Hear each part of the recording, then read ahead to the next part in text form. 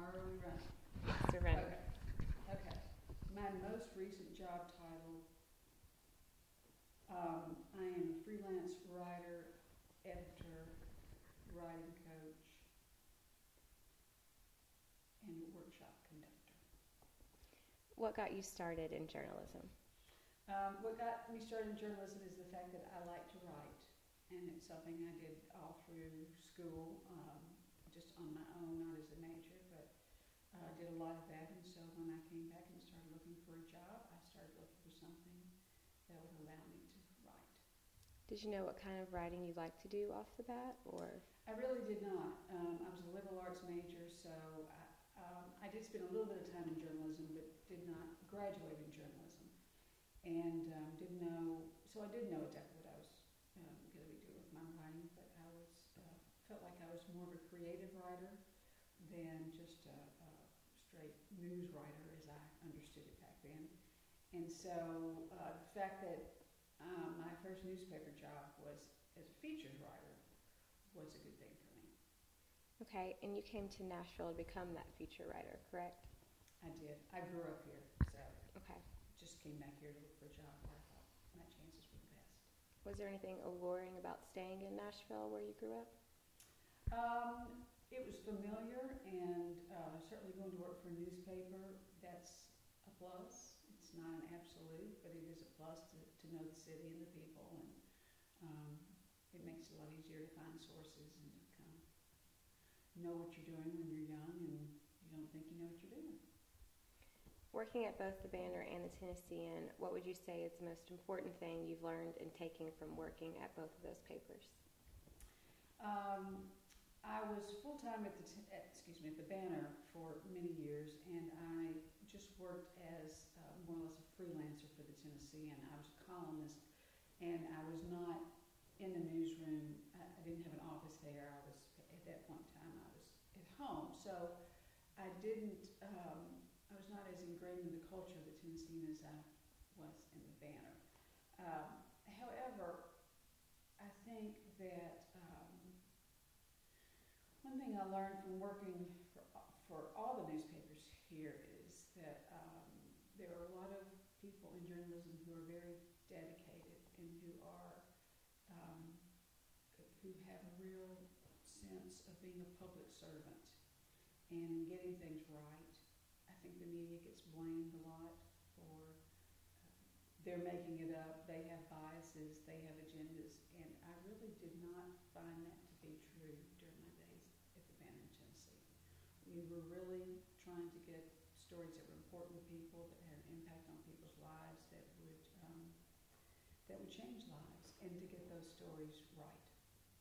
Do you think that specific idea cultivated while you were at the Banner? Well, not so much because, again, I was going more for a creative writing approach and working in features. I mean, yes, I had to get it right and all those things, but I was not the investigative journalist. I was not the beat reporter. You know, I didn't work on that side of journalism where I saw that going on, but I did see that going on. So it made me proud to be part of an institution that I thought was trying to make a difference in a positive way. Is there anything that you enjoyed the most that you can remember to this day about working at the Banner, and that's where you started out? I love the camaraderie among reporters. I love the energy of being in the newsroom and just working with all these crazy, wonderful people who would, yell and scream at each other on deadline, and it was just madness. And then deadline was over, and everybody would, laugh and shake hands and whatever. I love the tension of it, and just the energy of it. It was great. It was just a great place to be. The people that you worked with were fun and funny and bright and interested in things, and I love being around all that. Was there anything about the newsroom that you thought was really unique? Well, maybe that, although, there may be many other industries where that occurs. I haven't worked in many other industries, so I don't know, but I felt like that that was fairly unique because it happened on a daily basis. I think that maybe when there are big projects due in other, places, that there's that sort of thing that comes together, that frenzy, and everybody's working hard. But in the newsroom, it was a daily occurrence to get 2 editions out, and so I thought that was very cool. That was very cool to watch all that happen and all the many pieces and parts that had to come together for that newspaper to be made. It really was a team. It was a great team. Do you think that's what journalists kind of thrive on, that tension and that adrenaline to get the deadline met? I think so. I think that's part of it. I know I certainly work better under pressure. But yeah, I think that is part of it. But I think it's also like a sense of that they're making a difference, that they're doing something important, and they love what they're doing because none of us were getting rich off of it. So everyone who was there, they were there because they believed that they were doing something important, and they were having a good time doing it. Did you have any mentors that you looked up to that helped you become a better writer or a better worker?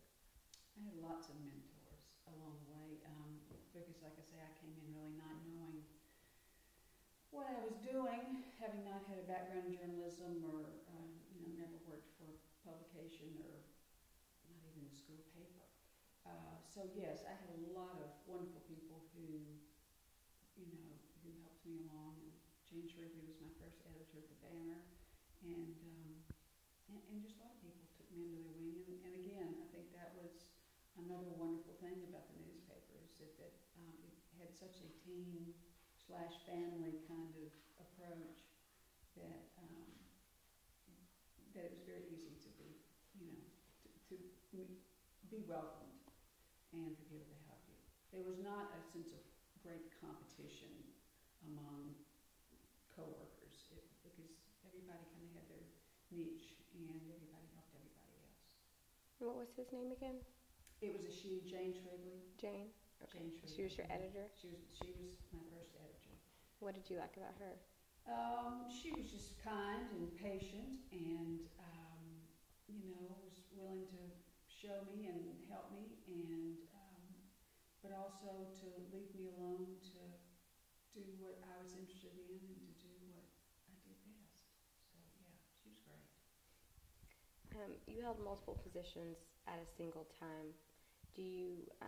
Which do you think you liked the best? Why? It's hard to say. I liked everything I did at the time. I wore a lot of different hats, sometimes simultaneously, sometimes over the years. I started as fashion writer. While I was in Lifestyles, I covered theater. I wrote a column for Singles.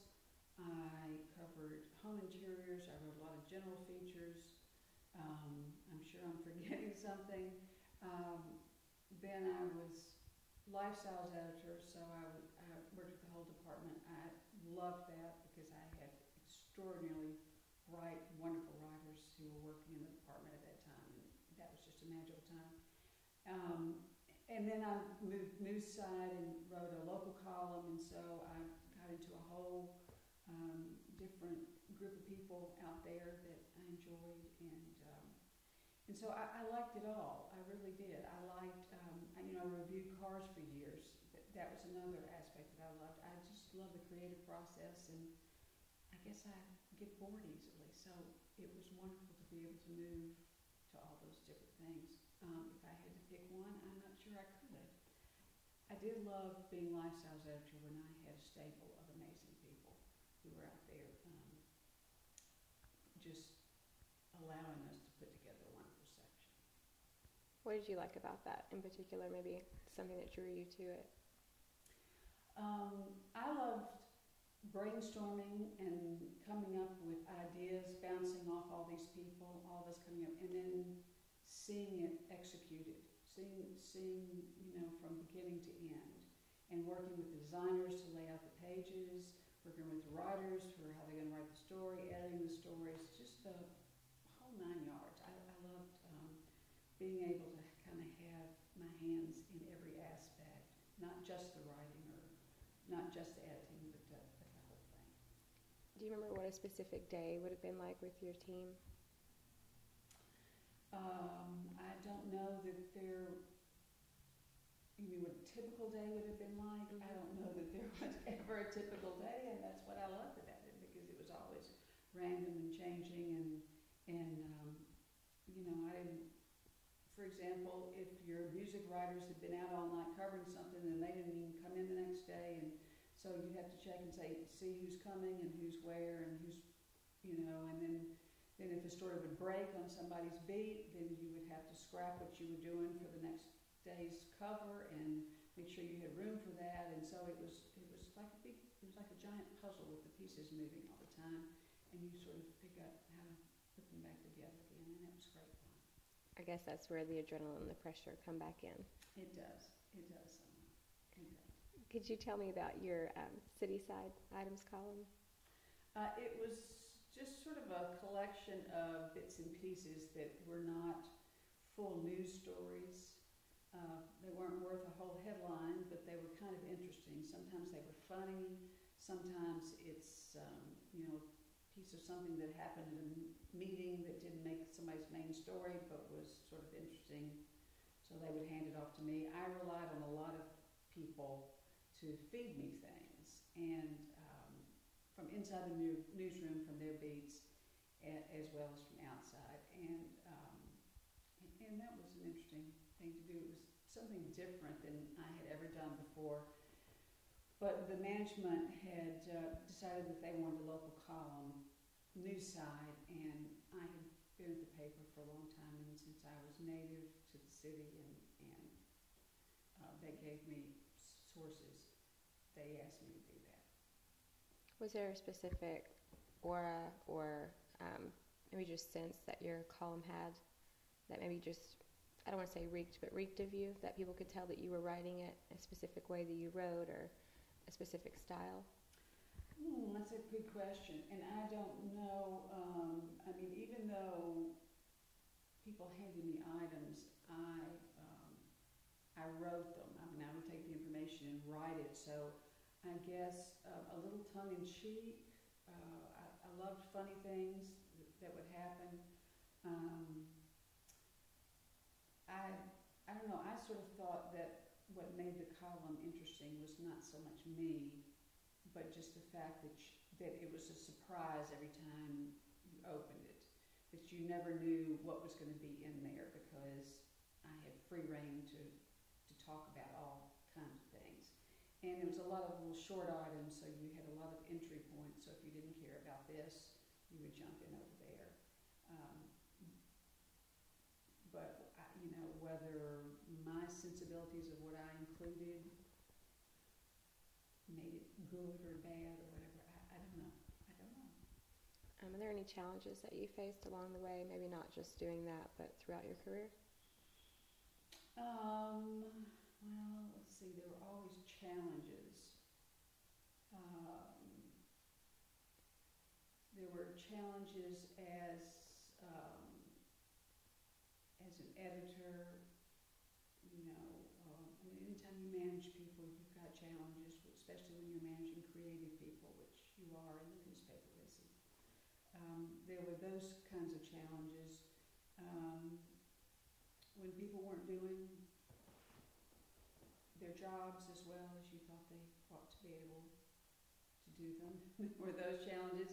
There were, and also I think as an editor, you have to be careful that you're not overstepping your boundaries in terms of rewriting somebody's copy or thinking that you know how it should sound or how it should be written, but letting the reporter's voice come through. I think that was a challenge for me, having come from writing, thinking, oh, I know how to write this, and so that's not, in my opinion, the way to do it. So, there were challenges. I think a personal challenge for me is that I am sort of shy, and so going to, I am not the person that you want to, that you want to, have call the grieving mother and see if she will give you a comment. That's not me. Fortunately, on the beats that I had, I didn't often have to do that. But yeah, that was a challenge. I think that was something that I'd like to say I had to overcome. I'm not sure I ever did it because the thought of it now still is not very appealing. But yeah, that was a challenge. It sounds like that was a personal challenge. Do you think that maybe that actually helped you in some ways? And people more comfortable around you because they knew you were a little taken back and shy while doing your job? Maybe, I don't know. I sat, the newsroom was all open in cubicles and things, and I sat and listened to people who were very good at calling people. And so I think I did learn something, although I don't feel like I ever got that good at doing that. The fact that I did have to walk into a lot of situations where I didn't know anybody. When you're a reporter, you have a reason to be there, and so that helped me a lot. Because you walk in and somebody will say, "Oh, you're the reporter," and take you around and whatever. So that, yes. So it was in some ways it was a very good niche for me, but in some ways I had a lot to overcome. Were there any challenges that you faced getting into the business before you became the editor and the columnist? No, not really. I kind of fell into the business. I didn't decide I would do job writing, but really never envisioned myself working in the newspaper because A, I had no experience doing that, and B, I always thought of myself as way too shy to do that. So not really, because my first job was writing fashion, and that sounded like great fun to me, so I went skipping right in. Is there anything that you studied in college, because you weren't in a journalism major at that point, is there anything that you felt that you did that helped you, that you maybe had a head up on the other writers? Well, I don't know, because I did not go through a journalism curriculum. I don't know what all you got in that.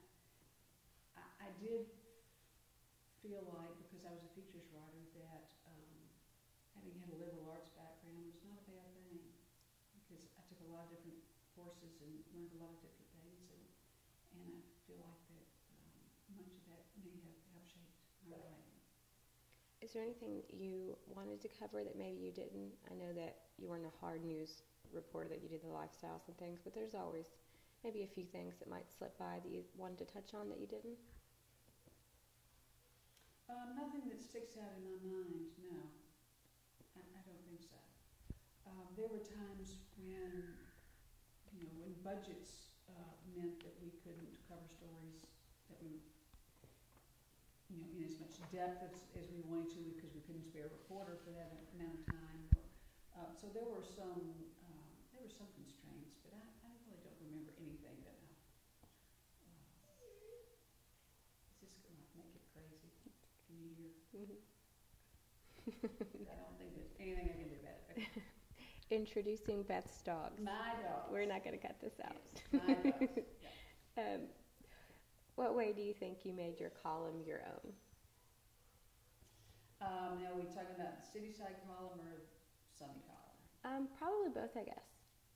Well, the Sunday column was very much my own because it was a personal column, and it was written from, there were a lot of, first person point of view. It was my opinion on things. Same thing for car column. The city side column I did was not my opinion. And even though I tried to write it a little tongue-in-cheek, I didn't really, I try not to editorialize much. I just kind of try to tell little snippets of something. You spoke to In Focus back in August of 2011 and gave some advice for college students entering the market. You said that hard work and a great attitude move us to the next level of success, no matter how much we may dislike our current job. What moved you to say that? What moved me to say that, I think, was listening to a lot of young people today who seem to not have much patience with process of starting out someplace and then working their way up. I think there's a lot of expectation for, I should be making X amount of money, I should have this job, I should. And I think that that's A, not realistic, and B, you miss a lot in the process. So I think that while I'm all for everybody having lofty goals, I think that's a wonderful thing. I think that I would like to hear more young people say, I'm willing to get in there and roll up my sleeves and do anything I can and work my way up. Did any personal experiences contribute to that idea of perseverance? Well, I mean, I certainly kind of took things as they came to me, one step at a time, and not all the jobs I had at the newspaper were jobs that I particularly wanted, but I understood that if I didn't take this job, then when another one that I really wanted within the newspaper came along, that I probably, I probably wouldn't get it. They weren't going to be in the mood to do me any favors, so I was like, yeah, yes, okay, I'll go do this. So maybe that contributed to my feelings about working hard. I don't know. I hope I'm wrong about younger generation and present company excluded. When I say all this, because I know you're very hardworking, but just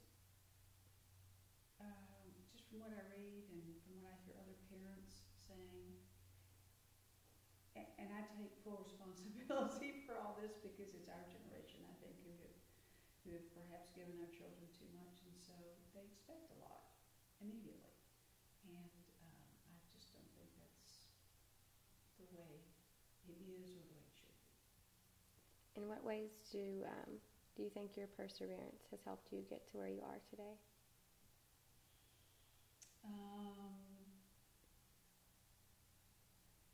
Well, my perseverance,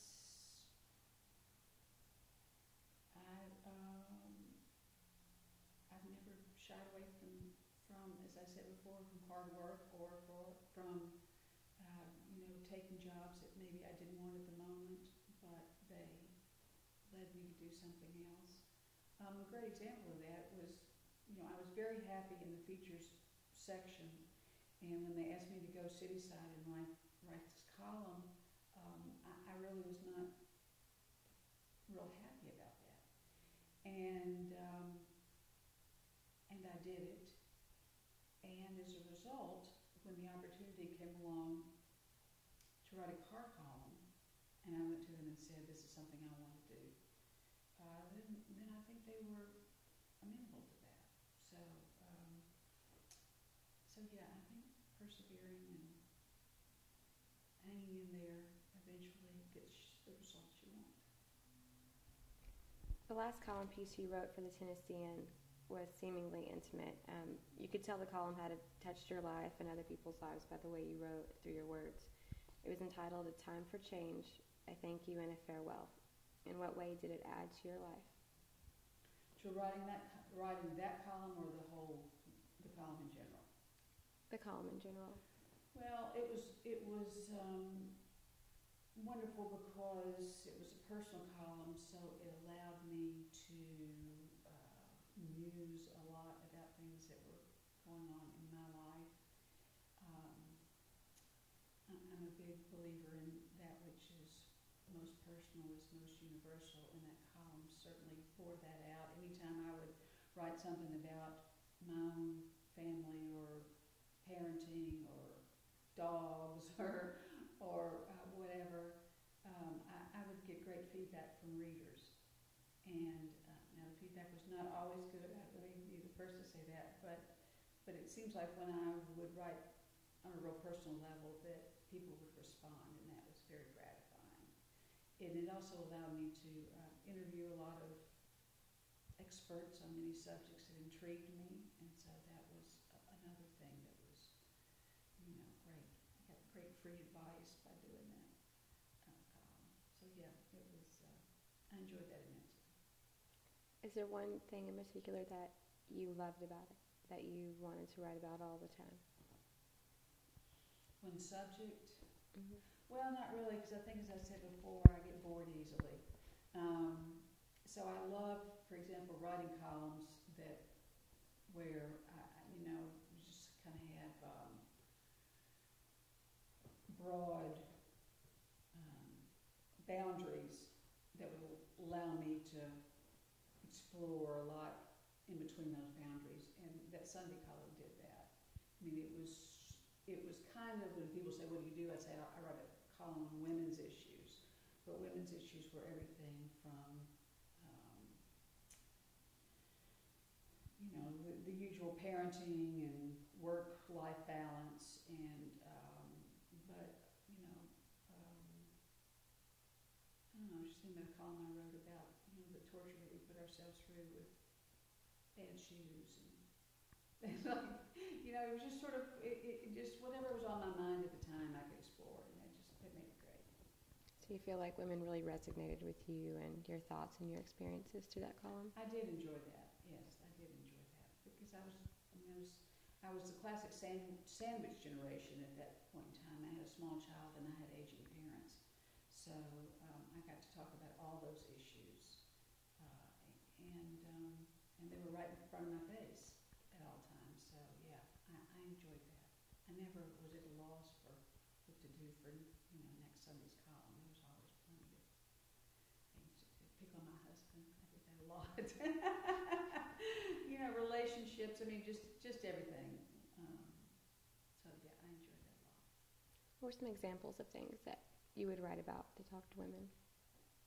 Well, I think, as I said, a lot about raising children, and the different phases that kids go through, and also a lot about dealing with aging parents and issues that were important to those who were aging. Just like at the time I was trying to get a Medicare issue resolved for an elderly aunt that I was looking after, and so I started calling Medicare to try to, and I got absolutely lost in voicemail hell, and I thought, I'm young, relatively, trying to do this. What are people who are in their 70s and 80s who, it's impossible. So I would come across some things like that I thought I can really help somebody here by bringing this to light and saying this isn't right. We need to do something about it. So there was all of that, and there was a lot of, like I say, work and family balance. No such thing, but we keep trying. So I talked a lot about those issues, and all those things were very dear to my heart and central to my life at that point in time. Being very relatable added to your job, obviously, made people read your column and write in and talk to you about things. Do you think that's important for other journalists to have, that relatability? I think it is. If you're going to be a columnist, you've got to connect with your readers. If you're going to be an investigative reporter, maybe not so much. So I think it just depends on what you want to do. In what ways did you hope to reach people through your column? I hope to help. I hope to help. I hope that I was shining a light on things that they were thinking about, and maybe occasionally offering some solutions, or just the fact that you say, I'm struggling with this too. That I think is very helpful for people in the midst of the chaos to hear. So yeah, that's kind of how I saw my role in that particular column. How long did you write your columns for? Well, that one I wrote from '98, because I had started writing it for the Banner right before the Banner closed, and I wrote that until 2004. That particular column, when I left the Tennessean. And I don't know, I've done so many for those were definitely the days. What did you envision for your life when you decided you were leaving the Tennessean to pursue other things?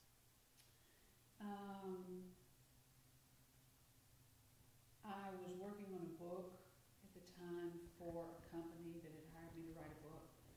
And so I envisioned doing a lot of projects like that. And I have done some of those. I envisioned having a lot more time to pay attention to my family. And that was important to me at the time, and I have no regrets about that. And I never thought that I would leave writing and editing. I mean, I feel like it's sort of central to who I am, and it takes on many different forms as it has, but I feel like it's always part of me to put out there in some way. Would you ever go back? To daily journalism? Never say never. I am sad for how daily journalism struggles these days in print. I look forward to there being new models that really work electronically, because I think that's probably the way we're going to go. And I don't think we're there yet. But would I consider contributing something? Yeah, I think I would. I think I would, and I think I haven't. I think if you'd asked me this a couple of years ago, I'd say no. I have been there, done that. But now I'm a little intrigued by the energy that is created when you have to put something down. And I have that on much. My deadlines are more like months now rather than weeks or whatever, and I kind of miss that sort of jazz you get when you got to keep it going. How do you think writing has possibly changed your life over the years? Maybe not one specific way, but in a general manner. Well, it's what I do. So how has it changed my life? Well, it is allowed me to meet a lot of wonderful people and work on great projects, and it's a wonderful tool to have. I don't care whether you do it professionally or journal, before you go to bed at night. I think writing is a great release for all of us, and it's one reason that I started teaching workshops for anybody and everybody who's just wanting to write, because I think it is transforming for people, and I don't care who you are. Those are creative writing workshops? Creative writing workshops, and also I go into businesses and help business staffs improve their writing, because everybody's writing again because of email. And unfortunately, a lot of people don't have the background to do it. It wasn't emphasized in school. And so now they're writing, they're brilliant at what they do, and then they try to write an email and they don't sound very bright at all. So I'm trying to help them improve that. Now I'm very conscious of how I'm going to email you. Don't worry about it. We're not doing business emails. It's very different when you're trying to write to a client and look like you've got some sense. And besides helping people, obviously, but how do you think your writing has changed the lives of others? I hope in the subjects that I chose to write about that that others have been helped by giving them information that they can use in their lives. And what's the particular message, if you could leave one besides the one you've already left, to future journalists or people who might watch this video and wonder about you? Well, I know they're going to wonder about me.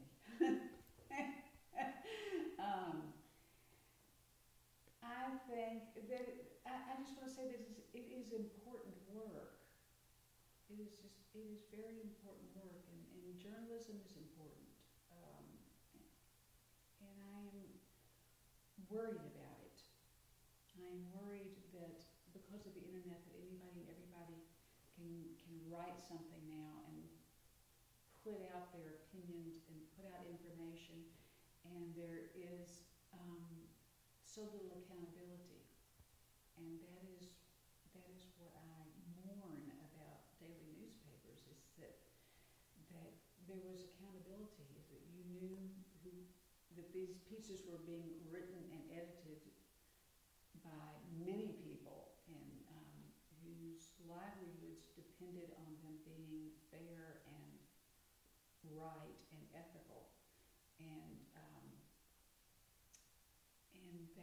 those waters have just gotten really muddy these days with the internet.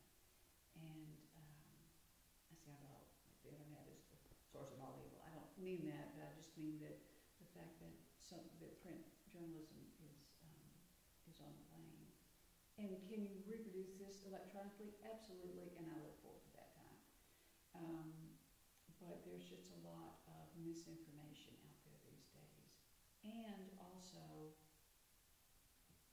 there isn't the competition that people enjoyed when they lived in cities and towns that had two newspapers that competed fiercely with one another and loved nothing more than to get the story first, to make the story better, to point fingers at the other newspaper when they get something wrong. I mean, all those checks and balances were what made newspapers really strong, and I worry that at least at this moment in time that is not happening like it should.